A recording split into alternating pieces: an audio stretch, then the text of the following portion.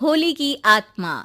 बचपन से शहर में रहने वाला मनोज इस साल होली की छुट्टियों में अपने गांव दुर्गापुर वापस आता है, जहां उसे देख पूरा गांव खुशी से झूम उठता है।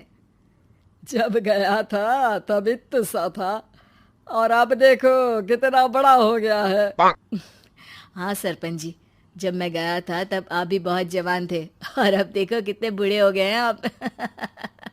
चलो चलो बढ़िया है।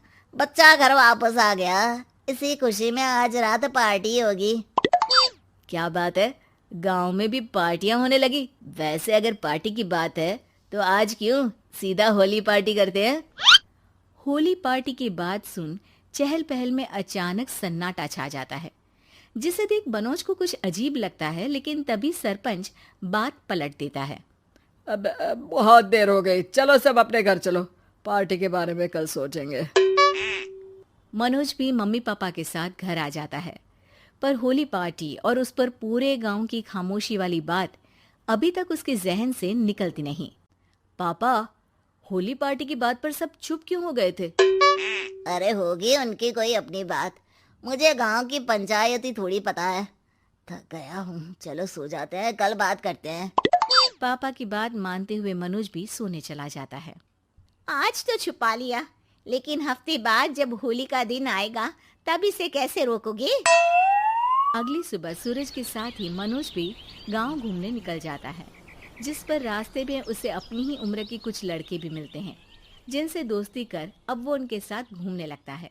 इसी तरह कुछ दिन बीत जाते हैं और होली नजदीक आने लगती है। दोस्तों, होली में 4 दिन ही बचे हैं, पर गांव में उसकी कोई तैयारियां क्यों नहीं दिख रही? क्योंकि यहाँ होली नहीं मनाई जाती। अरे पर ऐसा क्यों? वो राजा भूषण। अरे तुम 4 दिन के लिए आए हो, क्या इतना सोच रहे हो? चलो कुछ खाने चलते हैं। इसी के साथ एक बार फिर होली की बात को टलते हुए देख मनोज को शक होने लगता है। वो घर पहुंचते ही इंटरनेट पर अपने गांव और राजा भूषण के बारे में जानकारी निकालने लगता है। क्या? मुझे आज तक ये नहीं पता था। ऐसा कैसे? किसी ने मुझे कुछ बताया क्यों नहीं? सारी जानकारी लेने के बाद मनोज गांव वालों या अपने मम्मी पापा से कुछ पूछे बिना खुद ही उसकी सच्चाई के बारे में छानबीन करने लगता है, जिसके चलते वो राजा भूषण की हवेली में पहुंचता है।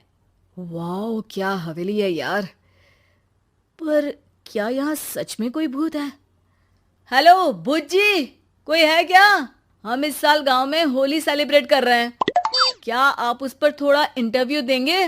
मनोज के ऐसा बोलते ही गांव में तूफान उठ जाता है और हवेली में रखी सारी चीजें हिलने लगती है। एक अदृश्य शक्ति मनोज को धक्का देकर हवेली से बाहर निकाल दरवाजा बंद कर लेती है। ये सब देख मनोज हैरान रह जाता है। क्या अभी मुझे हवा ने धक्का देकर बाहर निकाल दिया? मेरे होते हुए इस गांव में कभी होली नहीं मन सकती, इसलिए दोबारा ऐसी कोशिश भी मत करना, अंजाम बुरा होगा। आवाज सुन मनोज हैरानी से इधर उधर देखने लगता है, पर उसे कोई दिखाई नहीं देता।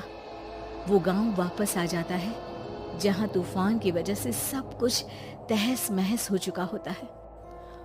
आखिर ये तूफान आया कैसे? ना ऐसा कोई मौसम था और ना ही हमने होली का त्योहार मनाने की बात की थी। सरपंच की बात पर कोई रिएक्शन दिए बिना मनोज चुपचाप अपने घर चला जाता है। इस तरह देखते ही देखते होली का दिन भी आ जाता है और मनोज रंग लेकर गांव में निकल जाता है, लेकिन गांव पूरी तरह खाली होता है। अरे त्योहार का दिन है, धूमधाम की जगह मातम क्यों मनाया हुआ है? मनोज की आवाज सुन सब अपने घर की खिड़कियां खोल के घर के अंदर से ही उसे वापस जाने के लिए कहने लगते हैं, पर वो किसी की नहीं सुनता। तुझे पहले भी समझाया था, अगर होली खेलने की कोशिश भी की तो अच्छा नहीं होगा। अरे बात मान लो बेटा, तुम्हें सच नहीं पता। मुझे सब पता है। सालों पहले इस राजा ने एक अंधविश्वास फैलाया और आप लोग आज तक उसे मानते आ रहे हो। अरे बेटा, जब तुम पैदा भी नहीं हुए थे उससे भी बहुत पहले से इस गांव पर होली का श्राप है। अगर गांव में होली का त्योहार मनाया जाता है तो प्रलय आना पक्की बात होती है। राजा भूषण इस सब में नहीं मानते थे और त्योहार मनाने लगे, जिसके चलते होली वाले ही दिन पहले उनके बेटे की और फिर उनकी मृत्यु हो गई। तभी से गांव की रक्षा के लिए उनकी आत्मा उस हवेली में रह रही है। सबकी बातें सुन मनोज उलझन में पड़ जाता है।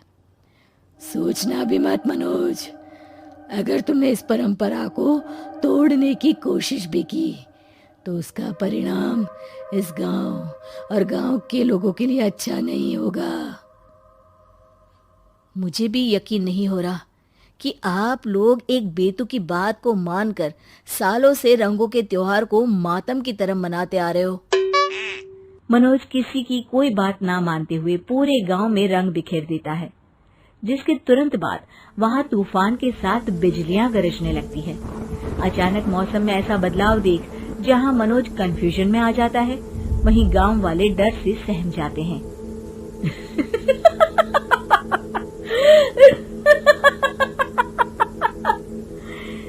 इस लड़के ने हमारे जैसे सिर्फ अपने स्वार्थ के लिए नहीं बल्कि पूरे गांव की खुशियों के लिए यहाँ होली मनाई है, जिस वजह से अब इस गांव पर होली का श्राप टूटता है। ऐसा बोलकर राजा का भूत वहां से गायब हो जाता है, जिसके बाद गांव के लोग धूमधाम से होली मनाते हैं।